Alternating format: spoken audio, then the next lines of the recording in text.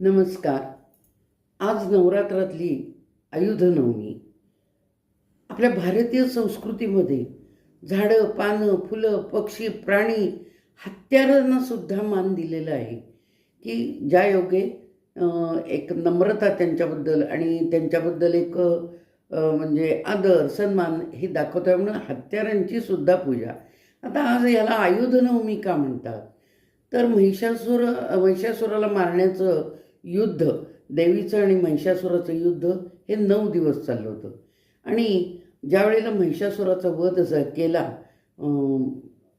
देवीनं, त्यावेळेला तिच्या हातात जी सगळी शस्त्र होती ती सगळी रक्तानं माखली होती. त्या महिषासुराच्या राक्षसांच्या रक्तानं माखली होती. ती सगळी स्वच्छ केली आणि ती धुवून पुसून त्यांची पूजा केली की त्याच्यामुळं वाईट शक्तीचा नाश झाला, असं त्या एक शस्त्रांच्याबद्दल सुद्धा आदर म्हणून आज ह्याला आयुध नवमी असं म्हणतात. दुसरी एक गोष्ट, हवामानातही बदल होतो वैज्ञानिक दृष्टीनं, की आता पावसाळा संपून थंडीचे दिवस सुरू झालेले असतात. पावसाळ्यामध्ये शस्त्र जर वापरली गेली नाहीत तर त्यांना गंज चढण्याची शक्यता असते. म्हणूनही शस्त्र धुतात आणि स्वच्छ धुवून पुसून त्यांची पूजा करतात.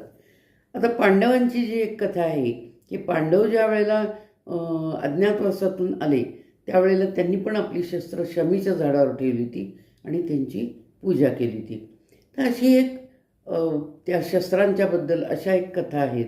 म्हणून आज आपण काय करतो, खंडेनवमी म्हणतो आणि आपणही सगळ्या शस्त्रांची पूजा करतो. धान्यही नवीन आलेलं असतं आणि आज लोंब्यांचं तोरण काही ठिकाणी बांधतात की नवीन आलेलं धान्य आमचं कशा प्रकारचं आहे हे लोकांना कळावं, आपल्यालाही समजावं की काय त्याच्यात सुधारणा करायला पाहिजे ते. म्हणून असा हा आपला आजचा खंडेनवमीचा दिवस.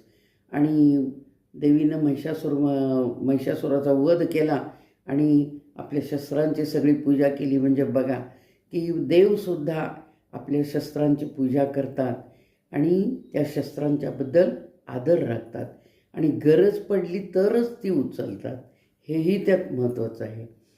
तर अशी ही आपली भारतीय संस्कृती सगळ्यांना मान देणारी आणि म्हणून इतकी थोर संस्कृती आणि त्यात आपला जन्म म्हणजे खरोखरच आपण किती भाग्यवान आहे.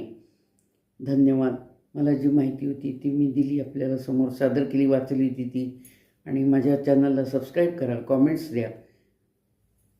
अंबा माता की जय.